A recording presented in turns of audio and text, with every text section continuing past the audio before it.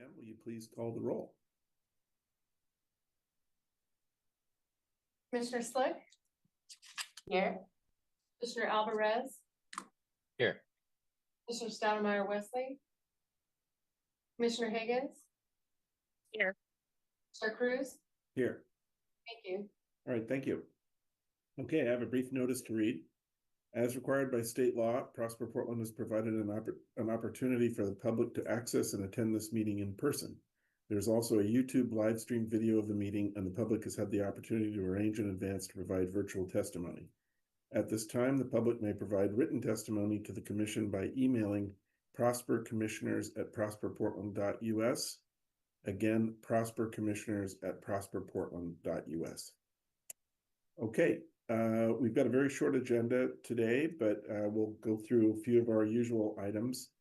Item number 2 is commissioner reports. Does anybody have anything they'd like to report this month? Okay, sounds like no. So next we have the executive director report with Cornell Wesley. Welcome, Cornell. Good afternoon, everyone. Last week, City Council reappointed Commissioner Stoudemire Wesley to the Prosper Portland Board. We are extremely excited about this reappointment. She's been recognized for her expertise in public service, community engagement, and strategic leadership. She currently serves as Director of Engagement and Civil Rights for the Oregon Department of Transportation. And so we want to collectively congratulate Commissioner on her return and thank her for her commitment to not only Prosper Portland, but to the city as well. I'm also excited to note that we are in the middle of Rue Week.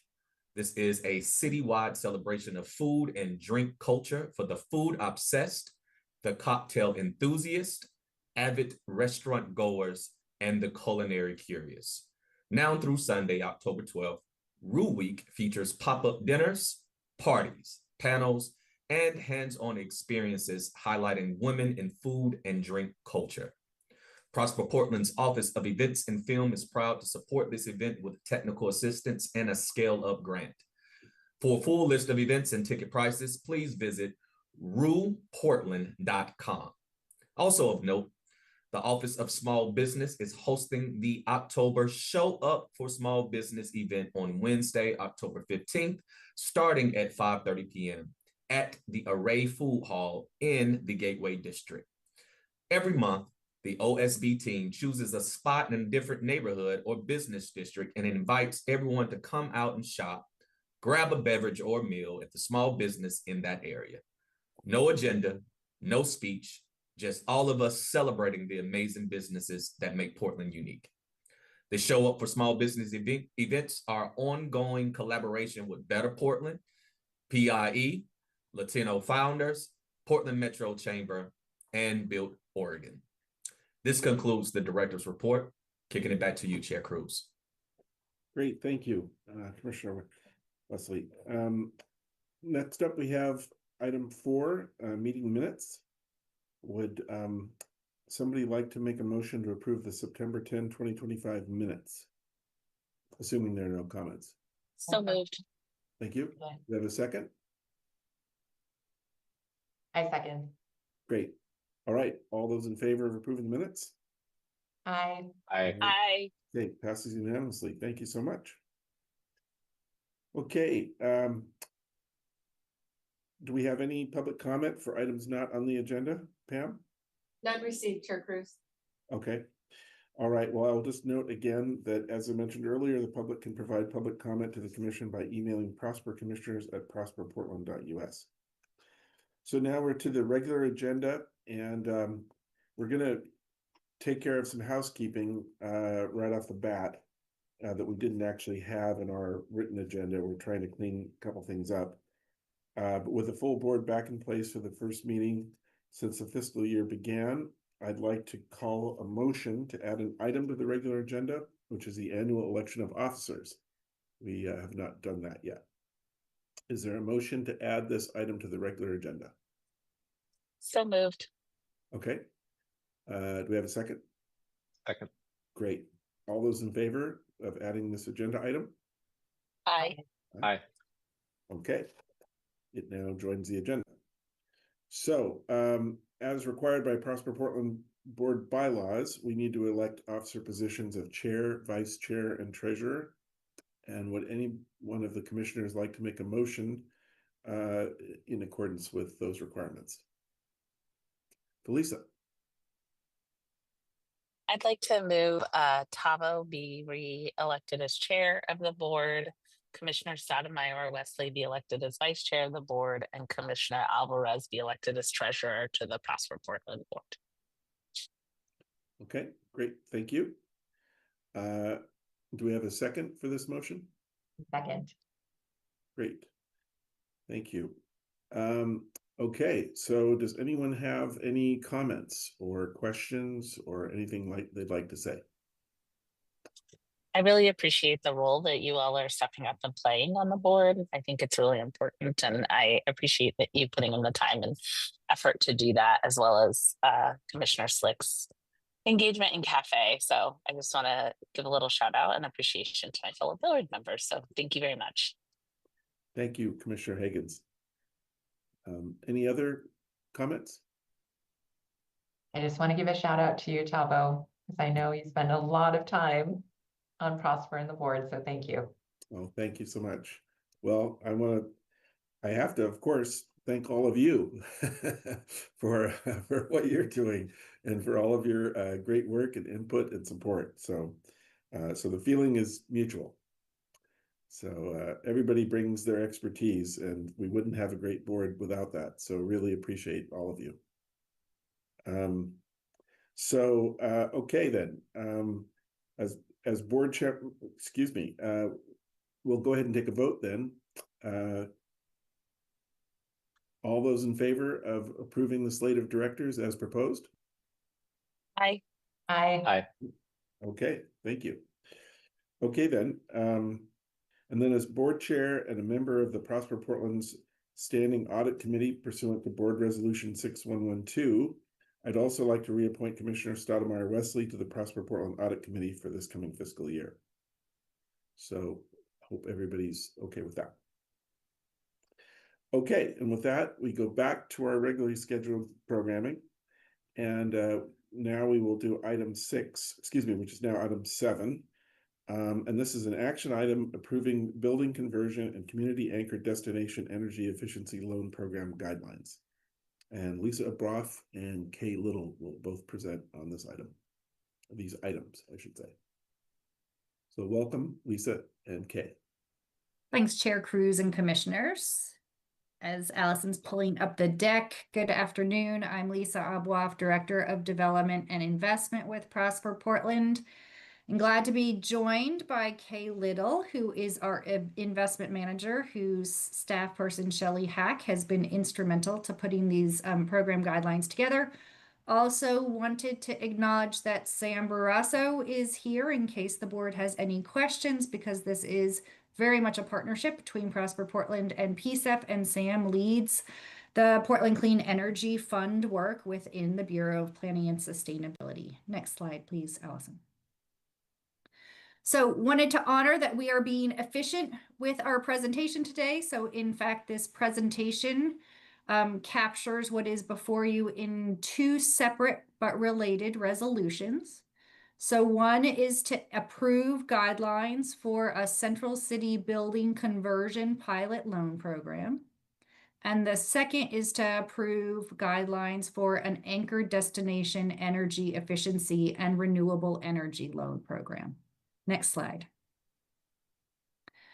So I wanted to highlight that, in fact, the action that is before the board today implements on 2 key strategies. I know you're very familiar with Advance Portland as our collective economic development strategy for Portland.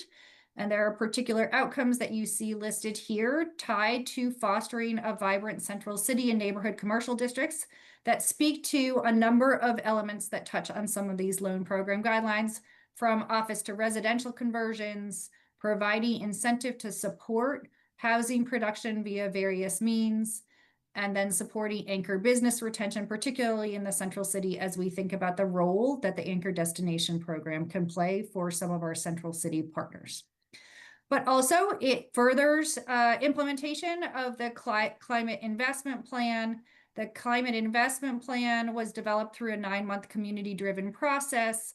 It involved significant input from residents, business, technical experts, community partners, et cetera. And it is the plan that informs how PSEF invests a certain portion of the PSEF resources into community. Next slide, please. So just a little bit of background and to try to weave together all the plates of the braid. You may recall that about a year ago, the board approved an intergovernmental agreement between PSEF and Prosper Portland that allocated certain funds from what are called strategic programs within that climate investment plan. The 4 key areas that our intergovernmental agreement with PSEF touches upon are outlined here in yellow. These include everything from support on workforce training via community responsive grants to launching a new clean energy grant for small commercial buildings and property owners in buildings under 40,000 square feet, and a specific allocation of a portion of those grant dollars to 82nd Avenue. And we are here before you today to focus on the implementation and administration of Strategic Program 14. You see it all the way on the right. This will provide increased access to capital in 2 key areas. One, for an early pilot and learning phase around office to residential conversion projects. And the second, again, around an anchor destination program. Next slide, please, Allison. So now we wanted to dive into a bit more detail, and we've separated your 2 actions now into 2 chapters of the presentation. So first, wanted to provide a bit of context regarding the pilot conversion program. What you see here is a timeline of a number of interdependent initiatives that we've been at together with PSEF, but other partners. This does include PSEF's work on the approval and implementation on the climate investment plan. It also includes work that we have had underway with the Department of Environmental Quality at the state level. We've actually had a multi-year partnership with them as they started to consider how some resources they applied for and were successful in receiving from the federal government could contribute both to broader pollution reduction, but also conversions as a portion of that pollution reduction grant. And in fact, there are resources that will also eventually come before the board and executive director Wesley for allocation, because we are negotiating a contract with DEQ for administration of those funds. Prosper also, a couple of years ago, worked with the mayor's office, as well as Echo Northwest, Gensler, an architectural firm, as well as Turner, to start to try to understand what was happening on the national side and best practices. What were the regulatory or financial products that other cities were offering, and how should we think about those in Portland? We actually took a look at some case studies, analyzed the feasibility of conversions to better understand what kinds of buildings could make good candidates and what kind of regulatory or financial tools would be needed to support those projects. And the guidelines that Kay's going to walk you through shortly are an important next step in kind of taking the next step in implementing some of the recommendations of that report. Next slide, please. So we also thought it was important to kind of highlight some of the work that we've been doing with PSEF. This particular visual is actually from the Rocky Mountain Institute. It shows that office to residential conversions can actually significantly lower embodied carbon by reusing existing buildings, structures, materials, etc., instead of new construction. And what you see here is kind of in the life cycle of a building, from construction through to operations, through to kind of eventual demolition if a building is no longer usable. The 40% of carbon emissions are actually generated during the construction phase. And then the secondary or tertiary benefit, which is certainly important, has also been important to the way we've negotiated the guidelines with PSEF, is that conversions also generate additional housing units, as well as addressing the urban challenges that vacant office spaces are creating. In addition, because you'll see this as Kay walks you through the program guidelines for conversions, it's important to take the opportunity to make energy efficiency upgrades during the conversion process to more fully realize embodied carbon savings, and ensure overall environmental impact. And you'll see that in terms of the guidelines also being tied to folks when they're converting a commercial asset into residential, installing higher energy efficiency, HVAC systems, etc. And with that, I'm going to hand it over to Kay to walk through the specific guidelines. Thanks, Lisa. Good afternoon, Chair Cruz, Commissioners, and Executive Director Wesley. I'm happy to discuss the pilot program guidelines with you. As Lisa mentioned, one of the big goals of this pilot is for us to really, and for the city to get a better understanding of how to value that embodied carbon that is contained in existing buildings, and then how repurposing that does contribute to the city's climate action goals. And also we can get a better understanding of what those technical challenges are. And so that is one of the things that we're trying to accomplish here, in addition to being able to revitalize, downtown by the reuse of some of those office buildings. And so the pilot program guidelines were put into place to help to reach those goals. And so the program is really targeted for projects of 20 units or more. So of course, it requires inclusionary housing to be a component of that. And the funding is broken down into two tranches. And so the initial is $60,000 per unit just for the office to residential conversion piece. That's of course the piece that then captures that embodied carbon savings that we're trying to realize. But then there's an additional $25,000 per unit that the project can receive.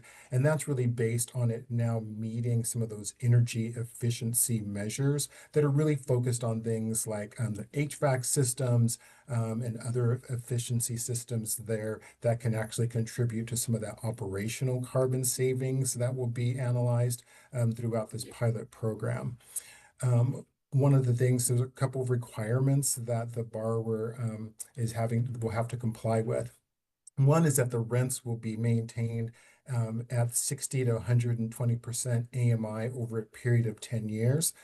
The borrower can receive conditional loan forgiveness over that 10-year period if they maintain rents at that level. And that's something that they will annually have to report on. We'll have an opportunity to look at their rent rolls, et cetera, to verify that that's happening. But really the big thing that we want to get from them in addition to this is that we really want to have information about the conversion project itself. We really want to have access to that project data. What were the costs? What was the equipment that was installed, the specifications of that? Who were the building vendors that you worked with? And they'll also be required to participate in an embodied carbon study. All of this information is now what will be used to help us to really evaluate the effectiveness of this tool. And so that we can actually measure then what those savings were, both from the embodied carbon perspective and also from the operational carbon savings. And so really excited to see kind of the results of that. And next slide, please.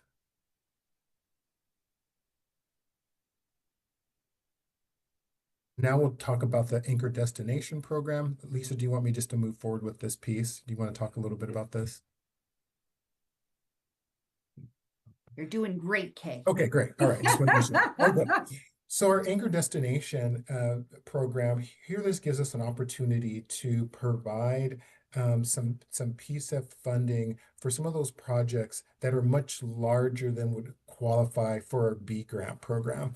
The B grant program kind of limits the recipients of PSEF funding to buildings that are less than 40,000 square feet. And so then buildings that are above that really didn't have much of an opportunity to take advantage of that program.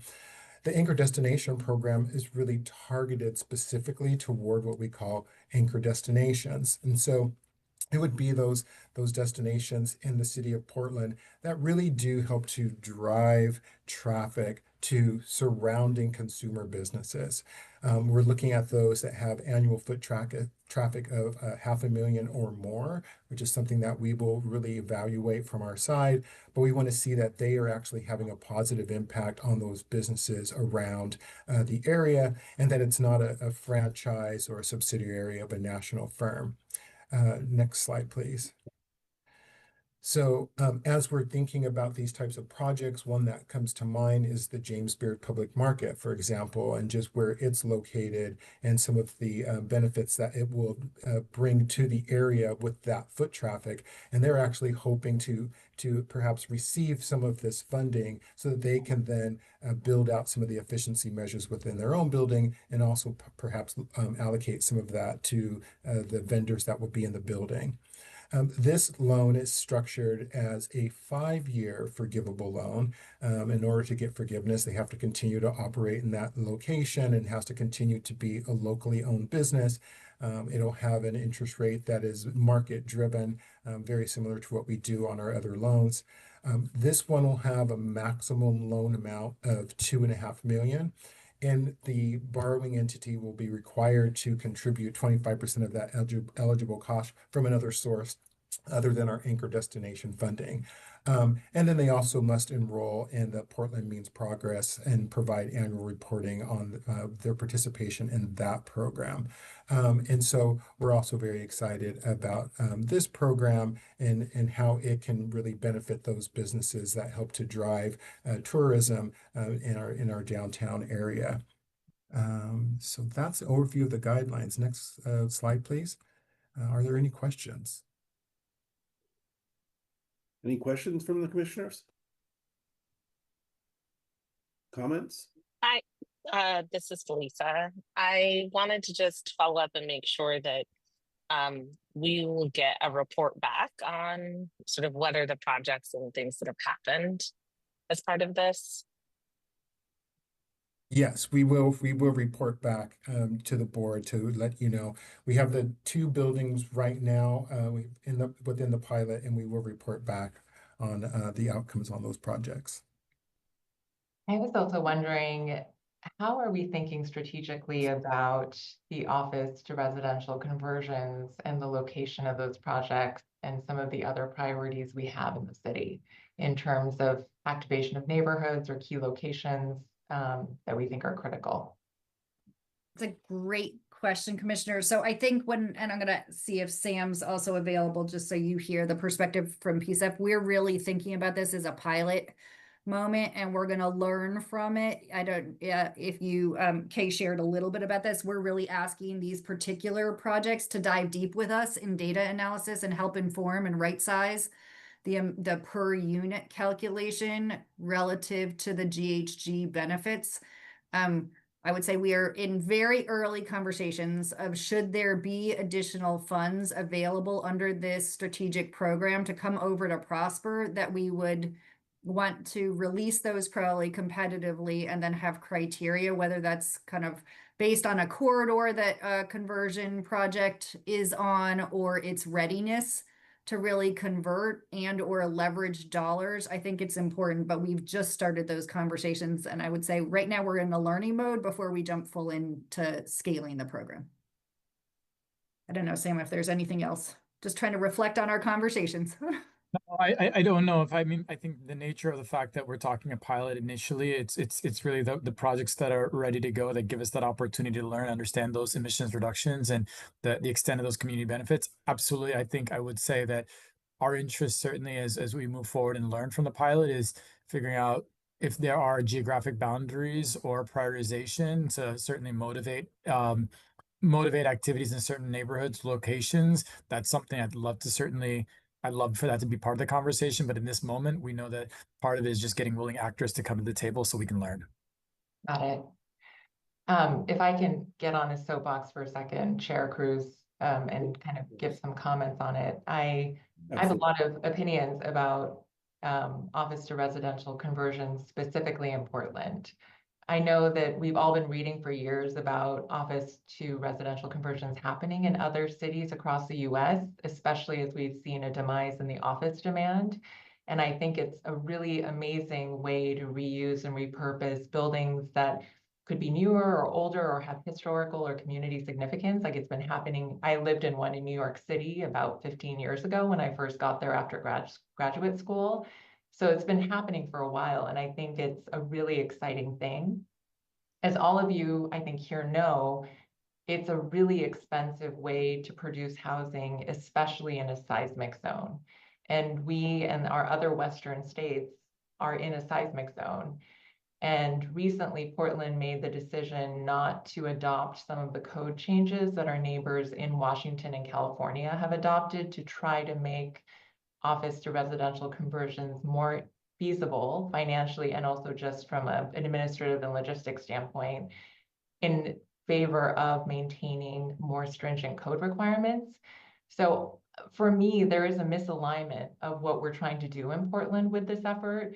On the one hand, here we are trying to push pilot and learning for office to residential conversion to try to enable it to happen in our city, while our code partners at the city are not helping us be innovative and progressive in ways that are being adopted in other cities. So this is one thing that I find to be a rub. The second thing, and it's come up with other topics related to TIF and other things, I would love for us to not think about this as simply a climate change initiative, but to think about the multi-layering impact that our subsidies for this project can actually offer to our communities by making sure that we choose buildings in locations that really need activation, where a specific block or a neighborhood has strategic importance for activation.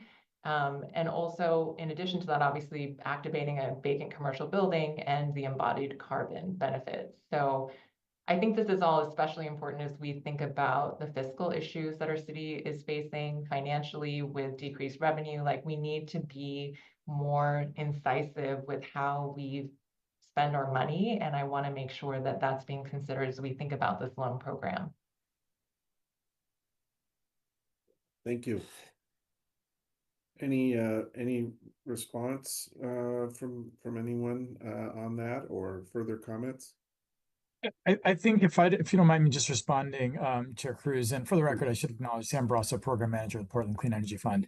I think wholeheartedly, I think there's a lot of agreement, certainly on both the complexities of this and the fact that without a doubt, there's a significant, this is in no small part a significant subsidy or incentive to make these projects happen. And so with that, I think there's a strong interest on our side to not, obviously I speak to the climate benefits because that's where I think the most of the learnings are going to be in terms of understanding from a technical perspective what's going to happen, but absolutely without a doubt those community benefits. Yes, there's the jobs created and the work that happens in the projects, but in those particular neighborhoods. So I think there's a lot of eagerness on our side to understand that as well and drive more of those benefits. Great, thank you. Is there any encouragement or coordination coming from our side toward planning or anybody else with respect to the code change issues that Commissioner Slick mentioned? Are we engaging on that at all, or just kind of sticking to our own program? Yeah, it's a great question. So if you take a look at the report that got issued, it certainly had, I think, similar regulatory recommendations to what the commissioner mentioned. We did open that conversation up with the mayor and council at that time, and there was not an interest in pursuing those further. Now we have a new mayor and new council, so it's something that we could certainly reopen, and I would look to Sam. We can do it as part of our partnership with the Bureau of Planning and Sustainability. It's largely building code, so it's more Portland planning and development than it is land use code, but I do think it's something we could open it up also with Cornell and, sorry, Executive Director and Wesley and our Deputy City Administrator is certainly another place to start. Great. I don't know how the rest of the board feels about it, but I think I would encourage that. It'd be great. I agree. I feel like the more alignment that we're driving at the city and the restructuring of the city was meant to create that alignment, I think is really important. So it's one of the reasons why I actually really am loving this funding braiding and sort of streamlining these requests and how they come through this process, because it is exactly, I feel like, what our city should be doing. And so hopefully we can get the other bureaus on board. Great. Any further comments? Questions? Okay, then. Well, we actually have two resolutions with this, covering both of the program guidelines.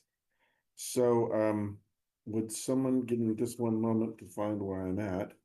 Would someone like to make a motion to approve resolution number 7627?